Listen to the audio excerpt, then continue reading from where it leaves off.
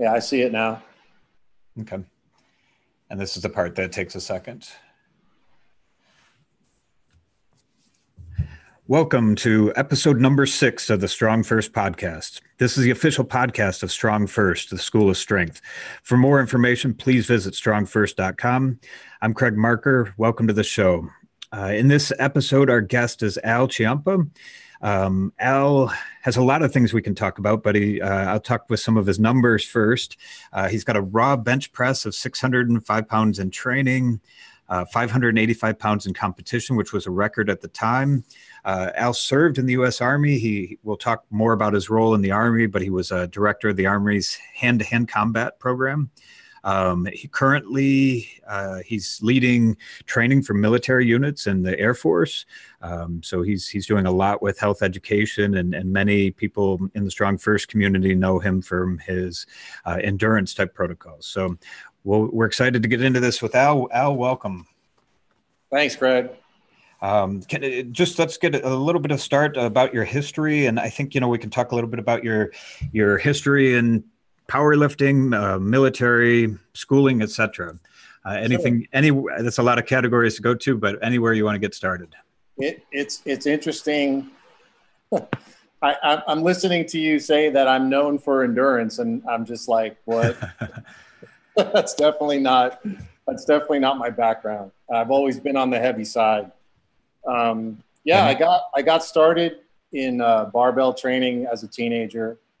My brother went off. We were with a group of guys. My brother went off and did more of a bodybuilding thing, and I moved into sort of the strength sector, not knowing what to do. But back then in the 80s, we were lucky enough to belong to a gym that there was guys from the 50s and 60s, the old timers back then.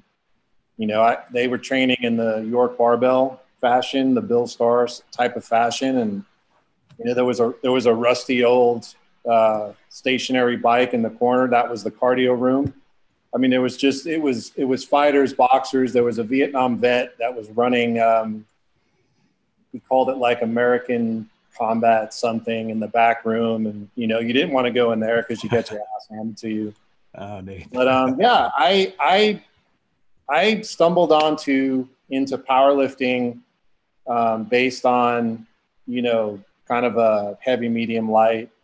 And then prior to the internet, I don't know where I heard it from, but it turned out to be like a West Side conjugate method, later named. I've never been there over to West Side, and I don't know how I heard about it or who showed me, but that's what drove my bench up.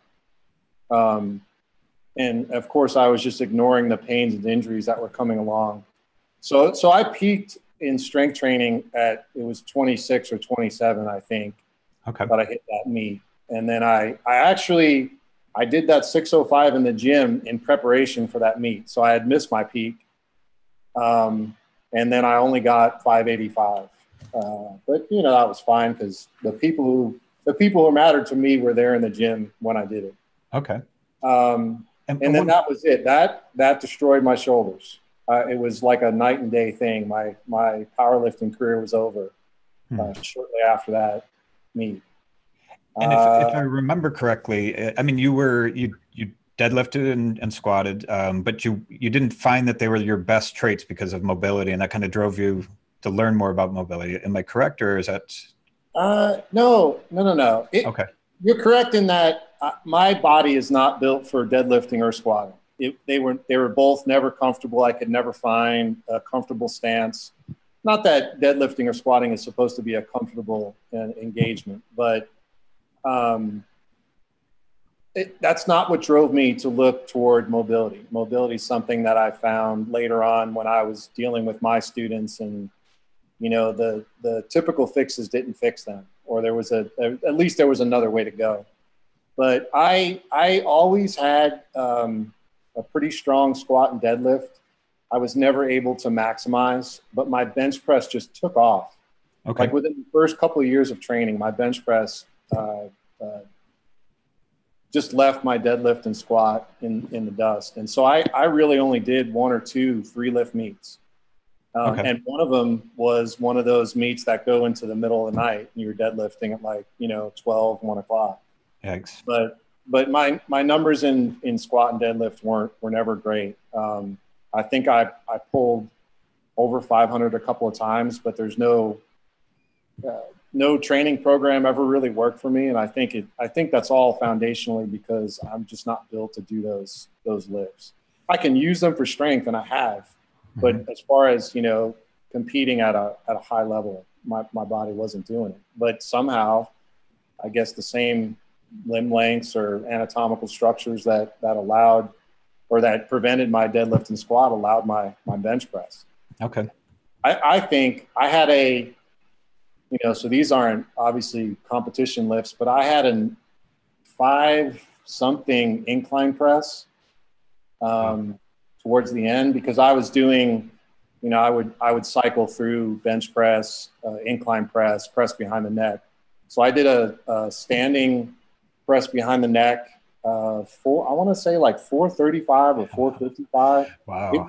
There was no quarters on the end, so it wasn't that high, but, and I remember people were amazed by that, but there were some other strong guys in Long Island back then that were doing some funky stuff. So to me at the time, it didn't seem like it was much. It was, it was support exercises for the bench press. Bench press. Wow. That's impressive. Yeah. And what's funny about it now? Like, so I'm almost 50, Greg. And I think when I grab the bar, it's the same bar that I was grabbing 30 years ago. It doesn't feel different, but it's the knowledge of how much weight's on it. So I think about, would I have done the same thing if I had to go through the same, injuries and downtime and all that stuff, and not even knowing what I know now, just would I do it again? I probably would.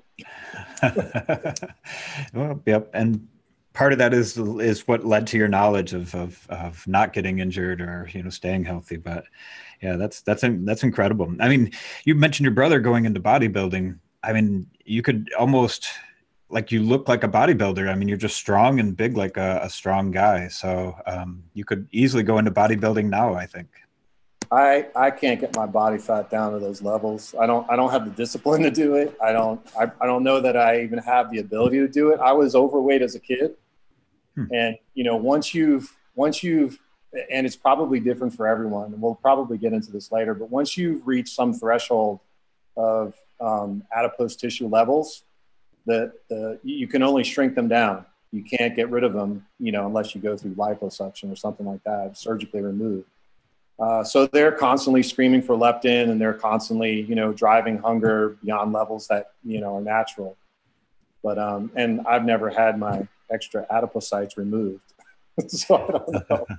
Well, I would have never guessed. I always see you as like a big, strong guy. I wouldn't think you've got excess body fat. So you've got them shrunk down pretty well. So I'll tell you what, that's probably where my interest in stress reduction and overall health education comes from, is my struggles with, I'm probably no more or less vain than the next person. I mean, I know guys that are far more vain than I am, but the struggle and the battle to, keep my weight normal after being obese when I was a kid. I was forced at a very young age to find out what worked nutritionally. And, this is back when you actually had to go to the library and go to a different library if they didn't have what you wanted. You couldn't just get online. And so it's been a really long journey. And like you said, my experiences are part and parcel of why my interests are where they are today. Excellent. Yeah. So you power lifted in your 20s. I mean, you continued to use that for strength training. You didn't join the military till you were in your 30s. Is that right? Early 30s. Yes. Okay. And this might've been because of my age. There is a difference as opposed to a private coming in that's 17 and another one coming in that's 30, 31. I trained to be an infantryman and actually never served in a rifle company. I was probably in the wrong place at the right time, but I ended up on a LURS team, which is sort of a non-funded special operations part of the Army. they're a division and core asset rather than, an Army asset. And I did that for a couple of years. And through that, I think I learned a lot about what it really takes to be a ground troop, and what it's a tight-knit bunch of guys. It's a small group, and we're not clones of each other. Top-end athletics they're like clones of each other. And like, of course that's going to work. They've been genetically weeded out. This is the type of thing where, the better genetics are probably rising to the top, but it's still a hodgepodge, and you can kind of see it allows you to understand which training systems work better than others, when you apply it to that. And then where I really had a lot of high visibility on what training programs and patterns work with large scale diverse group was my next job, which was directing. I directed in fact, we stood it up, and then I directed the Army Combatives program, which is like the hand-to-hand combat program we had in Southeast Asia. And we literally train hundreds and thousands of people, with a really small cadre. And we started to incorporate different things on top of, just the self-defense and hand-to-hand combat skills. That was a great experience to see, I think, at that age, and the experience I already had, because now I had moved from the barbell. Like, I was not interested in lifting the barbell. Every time I got under it, every joint screamed, that kind of thing. And I was using and looking for alternative ways to maximize, performance and fitness as applied to military service, and specifically ground troop service, which is sort of different. It's not, people that weren't involved in the military just see military and they think everyone does the same thing, but it's somewhat like the civilian sector where different people serve different functions, and those jobs have different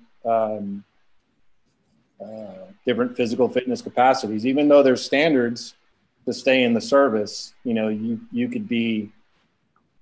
can run not as fast and be not as strong and still be really good at your job. So that's what, at this point, looking back over the course of my life, that's what that did for me as far as the Army experience and how I apply it today. And then, so today I'm training airmen. I work at an Air Force base in Dallas, Texas, in Abilene, Texas, Dallas Air Force Base. And I've what am I doing right now? I don't specifically, it's not in my job description to train, folks that are going into special operations, but historically I've done that. People have sought me out. So right now I have, exactly 0 students that I'm putting into the pipeline or the selection process. But I deal with a lot of people that are unhealthy. I get the fitness failures. Almost every fitness failure on base comes to my office.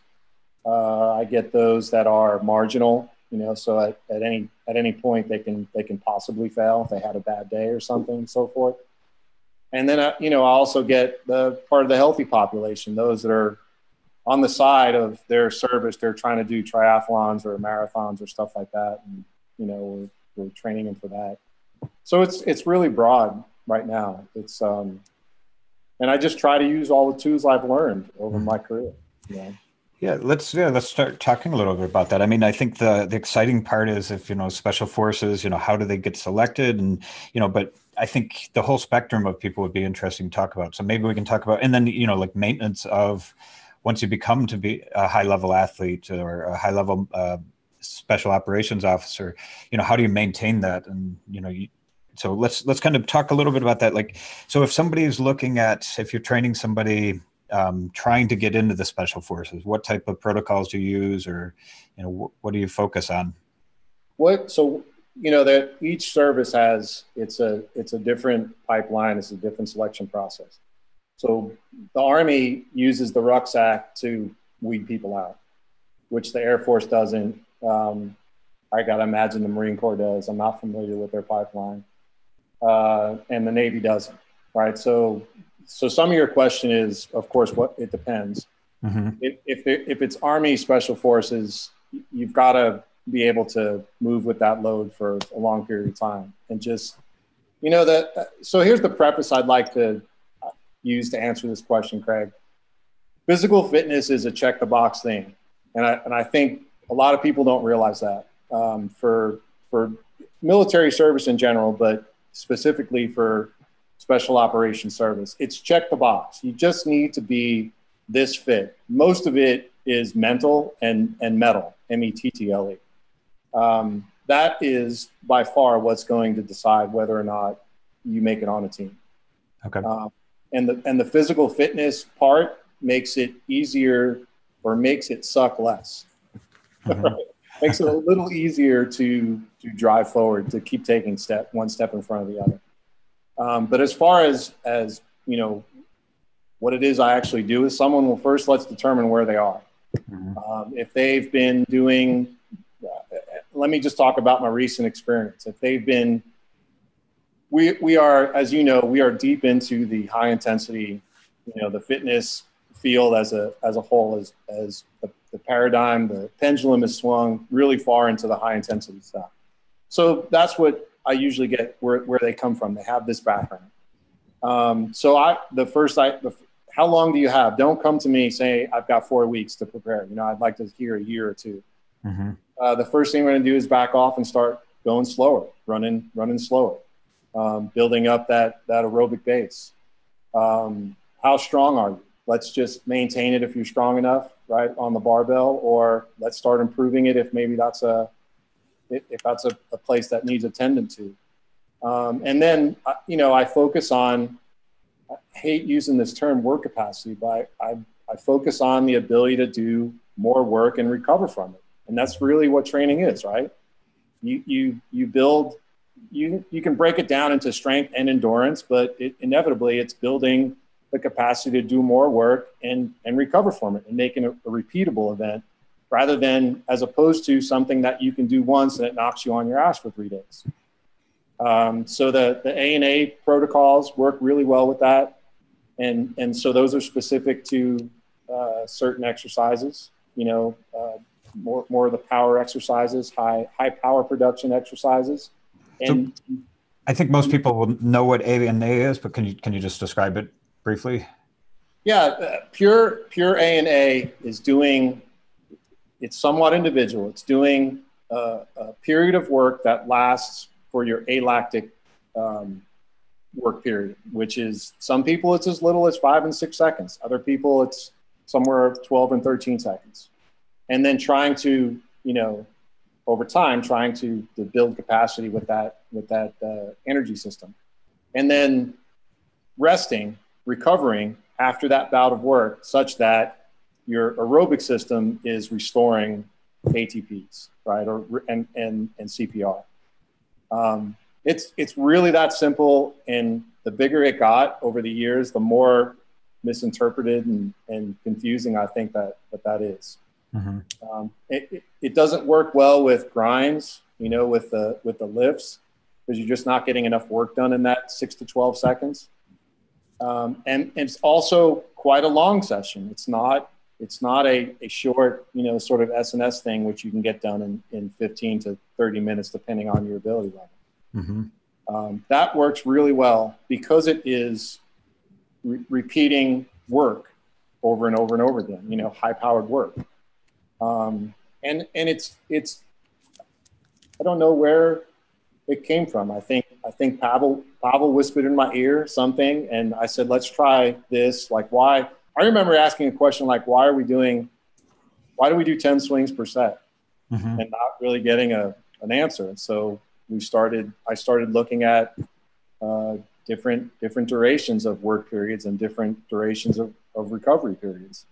And then seeing what the research says and you know, okay, I'll put this out to 20 or 30 people and I come back with, you know, and 6 months later and see what the progress is. And it's slowly formed into, you know, what it is today. And mm-hmm. I don't know that the forum is accurate in elucidating what that is today, but what it is that it's depending on the individual working high power range for 6 to 12 seconds and then recovering enough so that you can hit that high power again. Excellent. And recovering enough, like, you talk about maffetone number and heart rate. Can you describe that a little bit as well? And how do you use the heart rate monitor and those type of things? I'm glad, and I'm not so glad you brought this up. I don't know that if I'm the one that introduced the concept of using the maffetone method as applied to kettlebell ballistics, but I'm sorry that I ever did. Because this is another thing that the more people learned about it, the more misinterpreted it got.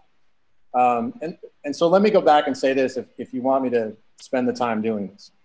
The maffetone method is only applied, as it's written, only applies to endurance activities, right? It only applies to running, biking, stuff like that.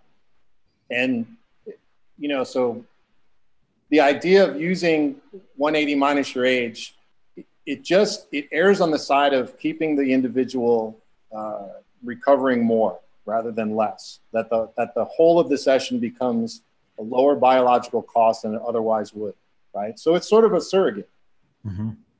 But it's not doing specifically what it's supposed to be doing, as per Phil would say, right? It doesn't keep you out of anaerobic glycolysis, right? You certainly, as soon as you do 1 or 2 reps of a high power movement, you're deep into glycolysis, right? Not in time, obviously, but in depth.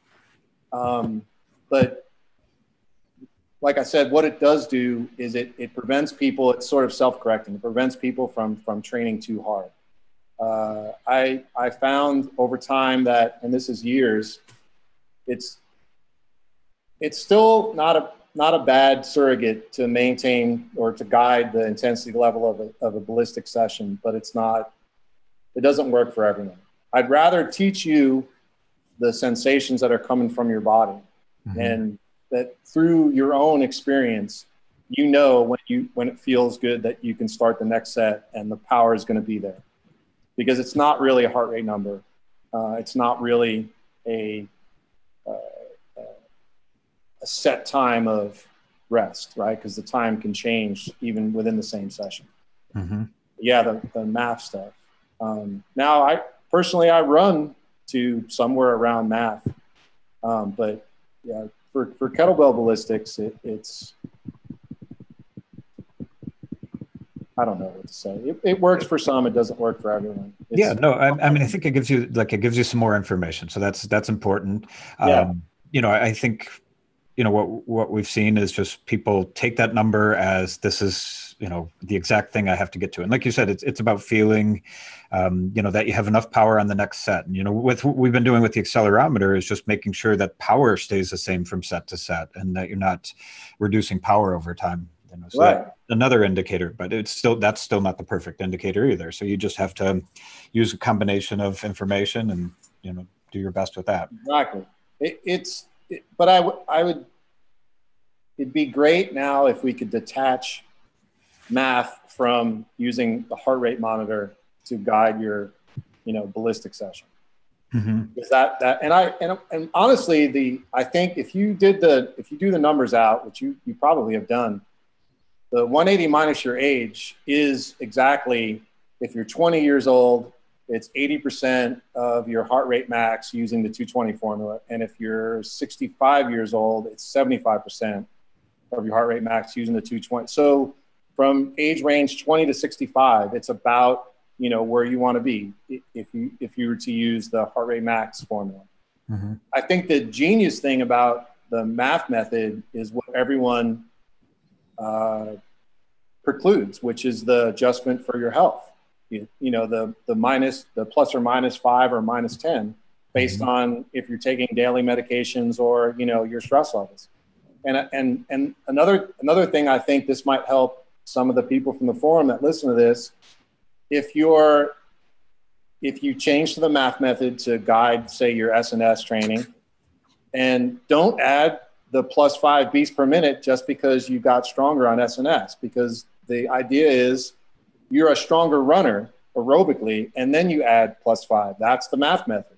What I would say is probably subtract 5 or subtract 10, right? If you run, let's say if that same person that's been doing S&S for 6 months, if they get up and run, and within, a 15 or 20 minute jog, if their heart rate spiked, they need to probably reduce it by 10, simply because of what it means as applied to, running, or in its proper form, which is, steady state stuff.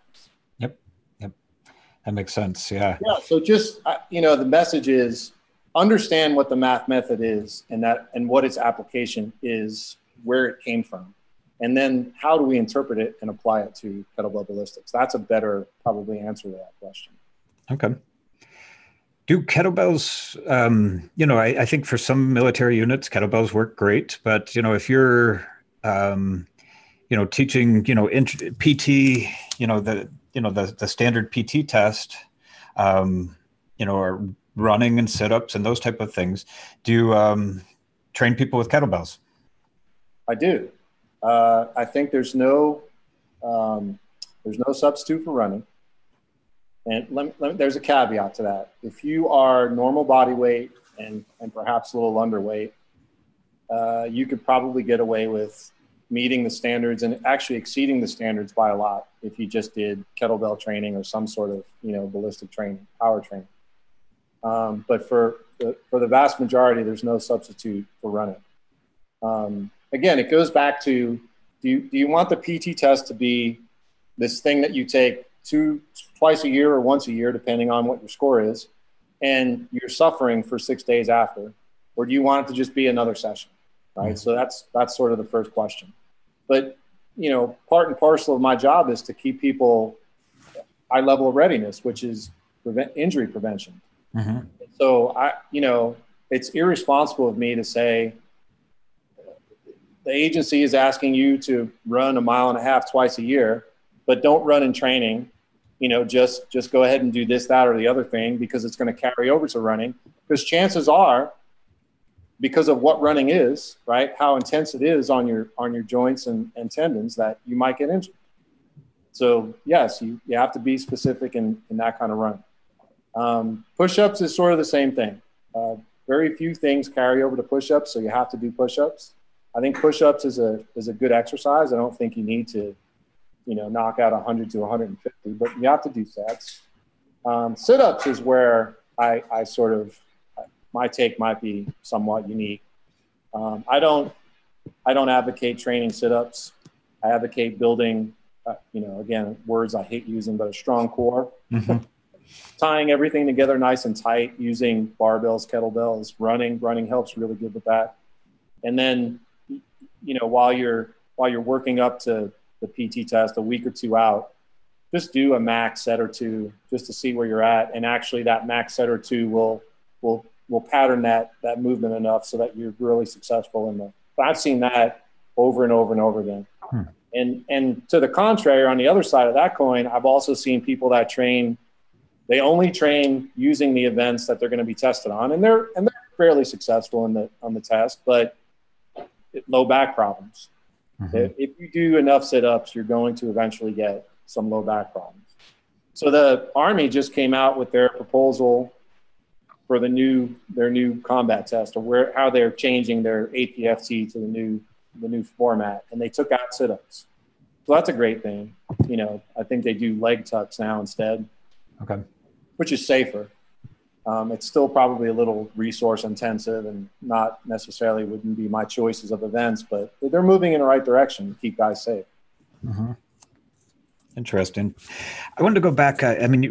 We talked a little bit about A+A training. Sort of a softball question, but what's so bad about glycolysis?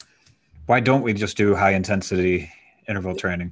It's not bad, and it's dose dependent.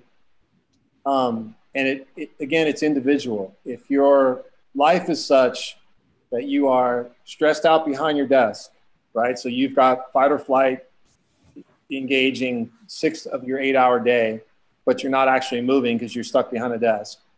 And then you go home and then you have emotional relationship troubles with your partner or your kids. And then, your sleep is messed up like mine was.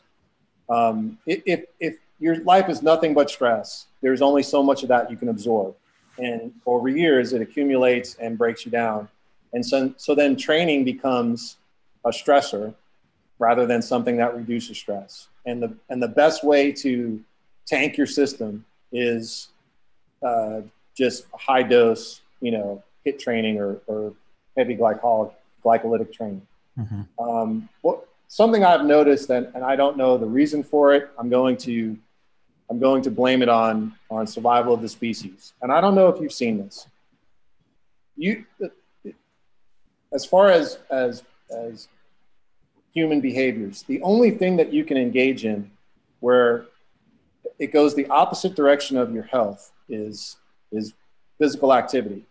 And what I mean by that is you can continue to make PRs in either lifts or time running or however you measure, personal best or personal records, while your health is going in the opposite direction. That's the only thing that doesn't track properly with physical activity. Yep. But then at some point, and it could be 3 months or it could be 3 years or it could be almost a career, you hit this point where it's just too much stress and you break and you fall off the cliff rather than, if you're not getting good sleep, your health almost tracks with it, and how you feel day to day tracks with it.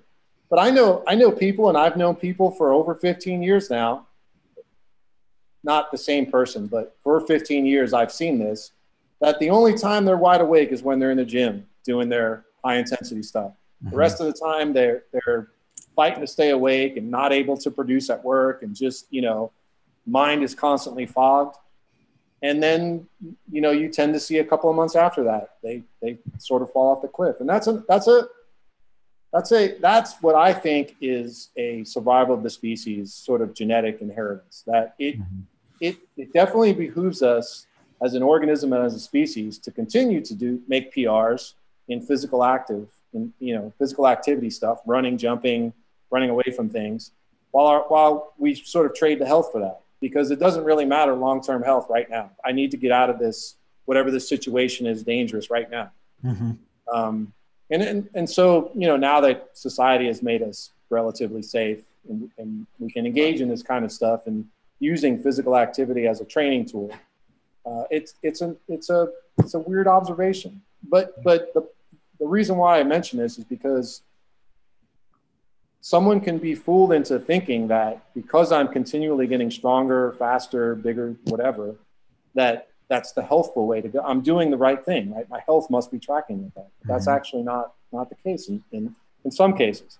And a lot of time we see this, it's associated with this, I'm not going to use any box terms, but it's associated with high glycolytic doses. Yep. Yeah, I think, we've talked about this before. The research literature is somewhat mixed. Some literature talks about, HIIT training improving mitochondria, and some say the opposite, that long term, it's causing mitochondrial damage. And, how do we rectify that? And I think, you hit on it, pun not intended, but, a little dose of stress, can help us adapt and, modify our body. A big dose is going to break us down over time. So, yeah. And that, that's why I'm on sabbatical from everything academic right now, because it's mind blowing. You can find support for your argument from wherever you want in the literature, right? And there's substantial papers on both sides. It's not like it's something out in the corner there done by someone who doesn't, you don't know the names of the authors. And I think some of the confounders are the subjects they use. I think some of the confounders are, and I've seen this, people say they're doing HIIT, but it's not high power stuff. It's just moving until you really slow down. Yep. And then maintaining this really slow pace. To me, that's not HIIT, but that would be considered, HIIT. So that would be a confounder. Okay, well, you're not actually doing the program. But yeah, it's, I don't know. Yep. Yeah, no, I agree. I mean, I think, and this is probably, one of the reasons that people just skip over the science is that it is confusing, and a lot of it's, you got to get into the details of it. And, but it's tough right now because you're right. There's a lot of discrepancies. And so. And I think, Craig, on this is related to this subject. I want to know, and I've been asking this for years now, what is your attrition rate? It's awesome you have these successes, right? It's awesome that CrossFit has these games winners that seem to be impervious to every stressor out there. And StrongFirst has, we have our people that do very well in these programs, and this other, the Maffetone method, they do very well in those programs. I want to know, what size group is this and what type of people? I want to know from them, why didn't it work for you? Is it user, patient compliance, or did you do it to the letter, by the book, but still didn't get any, and there's something that in the research, there's people who are not responding at all to exercise training, right? There's a small subgroup of people. So I don't know what that is. Yeah. Yep. No, great points. I mean, there's individual differences. The people who are finishing that research protocol are maybe the best fit for that research protocol, and that's why it worked for them. The people that are maybe more interesting are didn't make it, and why didn't they make that through that research protocol? Yep. Excellent point. Right. The folks that I follow up with, if I don't hear from them, I want to know it's the ones that, is this working for you, or was that, that one-time consult or that week long that we spent together, was that enough for you to engage in this program by yourself? You didn't need any follow-up, or is it not working? Like, what do we need to do something else? Or Yep. It's, and this is why I'm on my sabbatical, because just burnout, right? Yep. And I think, when we talk about research, we're going to get off on my soapbox as well, but we're talking about the average. The average of the group did this, but, like you said, there were high responders that, did so well that you never hear from them. And there were terrible responders that disappeared. So, when we look at the average, it may not mean anything. We need to look at, the different clusters of people and, why they did really well or why they didn't do so well, and, what's different about them. Right. Yep. So no, excellent point. I want to talk about something that many people know, but many people don't know about you. But you also, were in talking about METTLE, METTLE, and your psychological background, and that other component that's just as important. You can help people build their endurance, build their strength, but what about the other component? Today, it depends who I'm working with. I'll briefly go over what it takes. Really, I don't know that that's a trainable component. Okay. I know that it's developable, if that's a word, but I don't, and that could mean the same thing, but it's something that someone has or they don't. And if I start to get, if I'm working with someone and I start to get things like, I can give you an example. I'm working with a young man, and it's 3 months. I mean, he's probably an elite sprinter, an elite strength athlete. Just everything he does is elite as far as performance. But he starts with the conversation of, my wife's not sure if she wants me to do this. So is that causing friction? Is your attitude still like, I really didn't even hear what my wife said? Or is it like, I'm seriously considering? Mm-hmm. Because you're already sort of defeated. You're not going to be successful in a place where you're always going to be cold, hungry, dirty, uncomfortable, right? What's going to make you continue to put one foot in front of the other? Mm-hmm. If you don't have that support at home, but then also if we're sitting here in a comfortable place and you're having these questions, so we'll have a conversation, and it'll be, a little bit more specific, but generally what I just told you, mm-hmm. about what he's going to face, and think about why you're making this decision and why you want to do it, and how are you going to get to the finish line if you've got, some of these troubles. But, and there's been guys that, and so this is my attrition rate. And this is one of the reasons why it's psychological. Mm-hmm. It's not, I don't want to say lack of mettle, but I also on the other hand, I already said that I think people come to you with that. It might be developable, but not trainable. in my mind, that those are two different terms, but it may not mean two different things to the audience. You know it when you see it. And the successful guys are different people altogether. Mm-hmm. Different when you meet them, different when you talk to them, different attitude. I don't know how to comprehensively answer that question. Let me ask you this. I mean, just seeing, different successful people in life. I'm trying to make this a question and not a statement, but sometimes I see people who've been successful at everything, and then, any sort of adversity, they just fall apart, versus, the person who isn't as talented and genetically ready as somebody else, or have that all those successes, that just has the, stick to itness and just finishes it. Do you see a difference in those who make it and who don't, or is it just really variable? Yeah, I think what I heard you say is there's people that aren't talented but work really hard to achieve, and they just have the almost stubbornness to stay on path. And there's people who are very talented and don't have to work as hard, and they also stay on path, and they're successful as well. I think my comment to that would be the people who are really successful know their personalities and match the construct. In other words, how they're moving forward toward a goal, their intervention, let's call it. They match that to their personality. And that's one of the reasons why they're successful. Okay.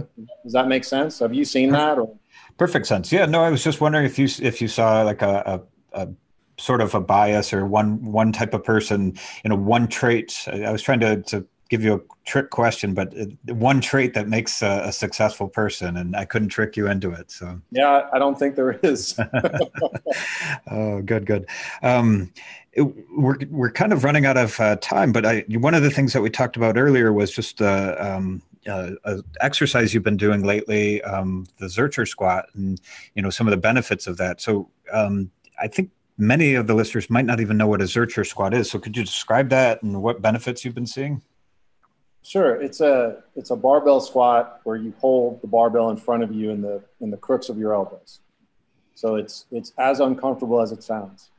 For me, it really simulates lifting heavy loads in front in an applicable sort of strength, lifting heavy loads in front. And I think there's Zercher walks too you can do. But anyway, I do them out of the squat rack. So I set the pins so that they're below, the height of my crooks of my elbows. And I do a partial squat, and I wear knee sleeves, neoprene knee wraps over my elbows. And it was a little uncomfortable at first. And then sure, it's still painful, but I just don't care. It's a lot of, it challenges your ability to breathe. It challenges, it feels similar to a fun squat, but harder, more difficult. It ties your body together tighter. I definitely felt the first adaptation was my ability to hold the barbell. And then now it's starting to challenge my squat. But obviously it's never going to be able to challenge my squat like a back squat. But again, back squats aren't comfortable to me. I don't have the structure that allows me to back squat well. So these are very comfortable. So here's another thing too, my background. I've always had bad knees. They're only getting worse. And I've had the pain and discomfort long enough so that my brain has a limiter on what, my confidence going into something. Mm-hmm. So the same weight Zercher squat, there's no limiter going deep. But in the back squat, there's my unconscious brain is inhibiting the movement somewhat. Mm-hmm. So for me, it works, right? If I'm working with someone who the back squat works good for them, then we're going to do back squats. But yeah, I'm really enjoying the Zercher squat. It's definitely something to try out if you haven't yet. Yep. Yeah, I think, the thing that I think of it as is like fish oil. It doesn't taste so good, but it feels really good for you when you're done with it. And it's, that whole, to use that word again, core tightness, just tying everything together it's just amazing. So. And I found it works really well with, I I still, my personal training is sort of founded on the ANA snatches. So those are, for me, it's heavy sets of 5. And it works really well with heavy sets of 5. I like carryover. The less I can do, but I can do more when I apply it. That's sort of what I like. And I find that they improve my carries or maintain my ability to carry stuff and move stuff and do work, which is, sort of what's my beacon is, being able to do work, lots of work for a long period of time. So excellent. That's another reason why it works well for me. Excellent. Yeah, that's great to hear. So just a few closing questions. Do you have any books or resources you would recommend for people? S&S, obviously, Simple, Kettlebell Simple and Sinister. What do I tell people to read? For diet, I like McDonald's stuff, Lyle McDonald. Okay. It's kind of tough to get through sometimes, but I like that. Barbell stuff, I'd imagine Starting Strength to go to, like how to learn the lifts. I think it's a bit over analytical, and there's things I disagree with, but they're very minor. I think that's a good go-to book for the barbell. Obviously, this doesn't include like Pavel's manuals, because you have to go to the course to get them. So I'm just sort of thinking, breathing. Craig, what's the name of this book? Recognizing and Treating Breathing Disorders, a Multidisciplinary Approach. You'd actually appreciate this book because it goes into, it's Western science analyzing breath and breathing. Is it based off of any certain, is it the Buteyko method, or is it just like a textbook, or? It's just a textbook. Okay. Buteyko's mentioned at the end. Some of the, what's his name? Mosh Feldenkrais, because he believed in movement should be synced with breathing. You mentioned him. But they just talk about literally recognizing breathing patterns and disorders, and using that as your starting point for your therapist, for physical therapists, for psychologists, for broad range of fields. It's a really awesome book. Excellent. Oh, that sounds great to read. Yeah, thank you for doing that. That's I'll send you the site, the information, so you can get it. Okay. Awesome. Thank you so much. Yeah. Any closing advice or thoughts? I hate this part. Things that I should have asked you, or wish you would have asked me another question. No, I've been deeply introspective lately, and I haven't been thinking a whole lot about training above what I normally do. But my thinking has gone into what's going on in the world today, political science, sociology, psychology, stuff like that. So I can't really think of anything. Okay. Nope. Let's close with this. Please detach math from using the heart rate monitor while guiding your kettlebell ballistic exercise. Okay, excellent. I will not name you as the source for the person who brought those things together. Yep, that sounds great. So, yeah, it's gone a long way. So, yeah, it's still better than it's not, but for the reasons we spoke about earlier, that's the only really thing I can think of. Excellent. Sounds great. Well, Al, thank you very much. I greatly appreciate your time today and all the efforts you've put in over the years in the forum, and all the great advice you've given to people. There's many people that want to thank you for all the good work you've done. So thank you very much, sir. Thank you. Thank you for having me, Craig. And it was great talking to you. It's been a while. Yes. Yep. We have to meet up again soon. So thank you, sir. Definitely.